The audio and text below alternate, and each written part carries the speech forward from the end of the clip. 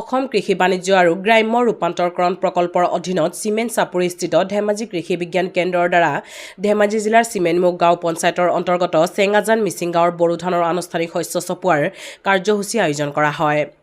বড়ো ধানৰ বিজ্ঞানসন্মত কৃষি প্ৰণালীৰ লগতে কৃষি যান্ত্ৰিকৰণৰ প্ৰতি উৎসাহিত কৰাৰ কাৰণে কৃষকৰ পথাৰত প্ৰদৰ্শনীমূলকভাৱে মিনি কম্বাইন হাৰ্ভেষ্ট যন্ত্ৰৰ দ্বাৰা ধান কটাৰ কাৰ্যসূচী উদ্বোধন কৰে লখিমপুৰ লোকসভা সমষ্টিৰ সাংসদ প্ৰদান বৰুৱাই। ইয়াৰ পাছতে এখন ৰাজহুৱা সভা অনুষ্ঠিত কৰা হয়। ধেমাজি কৃষি বিজ্ঞান কেন্দ্ৰৰ জ্যেষ্ঠ বিজ্ঞানী তথা মুৰব্বী ডক্টৰ গুঞ্জন গগৈয়ে আধৰা অনুষ্ঠানত লখিমপুৰ লোকসভা সমষ্টিৰ সাংসদ প্ৰদান বৰুৱাই উপস্থিত থাকি ভাষণ প্ৰসংগত কয় যে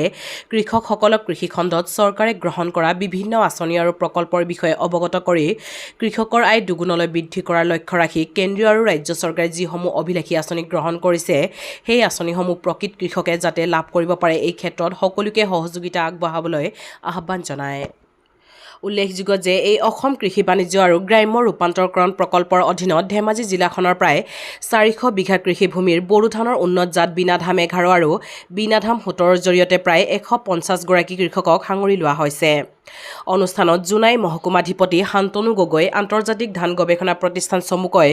ইৰিৰ বিজ্ঞানী বিবেক কুমাৰ, মিচিং স্বায়ত্তশাসিত পৰিষদৰ সাধাৰণ সদস্য প্ৰতাপ টায়ে, কাৰ্যবাহী সদস্য জহান দলে, চিমেণ্ট চাপৰিস্থিত ধেমাজি কৃষি বিজ্ঞান কেন্দ্ৰৰ মুৰব্বী তথা জ্যেষ্ঠ বিজ্ঞানী ডক্টৰ গুঞ্জন গগৈ।